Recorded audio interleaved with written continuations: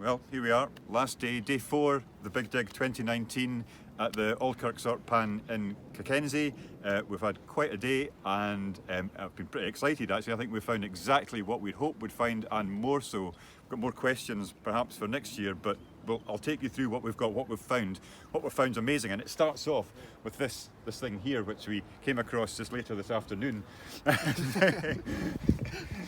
Alan came back, thank goodness as well, saved the day. Not at all, not at all. We've had some amazing small finds, and I'll show you in a second what we've actually found in the pan itself, which is even more amazing. Small finds out of the layers directly on top of where we think the pan was. We found this cracking bottle bottom, very heavy, thick glass. In fact, we've not just found one, we've found two, and even some more glass, which presumably is contemporary. We'll get somebody onto that, but hopefully Jill will be able to help us out and get some diagnostic evidence and date that. Lots of little bits, lots of fossilised stones actually over the past few days. We've found lots of Carboniferous sandstone, which has got, you just see the remains of the fossil in there, several stones with that. We've also started finding what we think is clear evidence of the salt pan. We've found lots of lime mortar, but amongst it all there's a very white substance which we think is the calcium carbonate out of the pan scratch. Slightly more tantalisingly, we've started finding bits of iron in the lower levels which look frighteningly like they might be rivets from a pan or something associated with the industrial use, something to do with the pan. Again, we'll need to come and idea that up, and it's got something sulphurous looking on the outside as well. Alan, other small finds? Yes, I'm gobsmacked by these. These are just fantastic.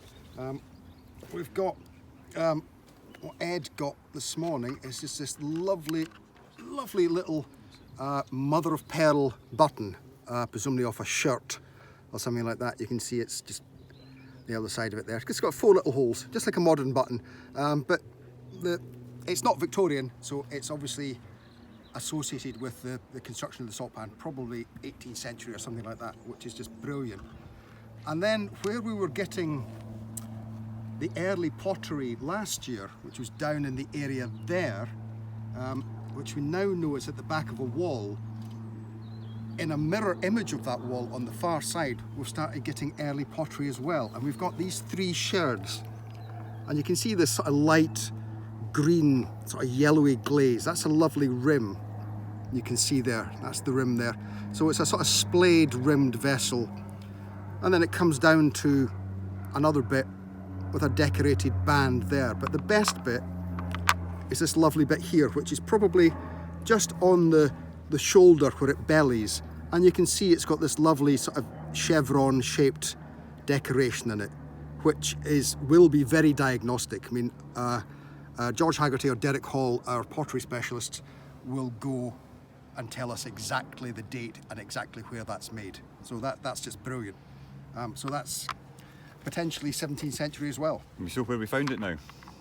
Let's go and show where we found this. Yes, absolutely. So if Ed is able to pan round, you'll see, literally panning round, you'll see we've been doing quite a lot today. We've gone down through the Victorian floor level and onto the surface, which we think is the burning surface, in part at least, of the salt pan building. So it's quite a complicated story, and I don't think we could honestly tell you we know the whole story, but we've got a series of brick interventions which we think are overlying an earlier stone structure, a stone base perhaps that's the soul pans when they were burning directly on a stone hearth, perhaps brick patching. We've also got these walls here, which we came across the back of last year, but of course we were on the back face of them, not the front. The front face is now exposed that they curve away to ash doors, and if you pan across here, Ed, you'll see on this side it's much clearer. It's curving away, and there was an ash door presumably in that far corner just off our trench, and that's perhaps why we've got the remains of an archway at that side. Lots of heavily burnt sandstone, bright reds and yellows, very soft stuff. It just crumbles to touch. It's almost like putty. We've also, however, got some later intervention in the industrial use. So the wall at the front that we're looking at here, the two big stones and the little one in the middle, seem to be sitting in a cut perhaps, which is filled with ash.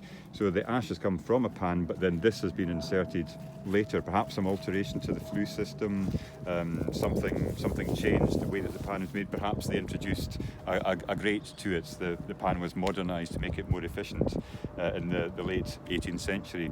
So we've got more than we'd expected we were going to find. It's quite spectacular actually. It's a bit of a shame that we're going to have to fill it in, but we're going to cover over to a reasonable level, probably not immediately, however. We'll wait. We need to have it all recorded properly, a few days, and then we'll come back, and over the next few weeks we'll start to landscape and put back. Long-term plan being to actually do something to consolidate the pan so that it's all safe and solid. Wall heads are capped, and who knows what we do in the future years. So thank you for watching. Hope you join us again.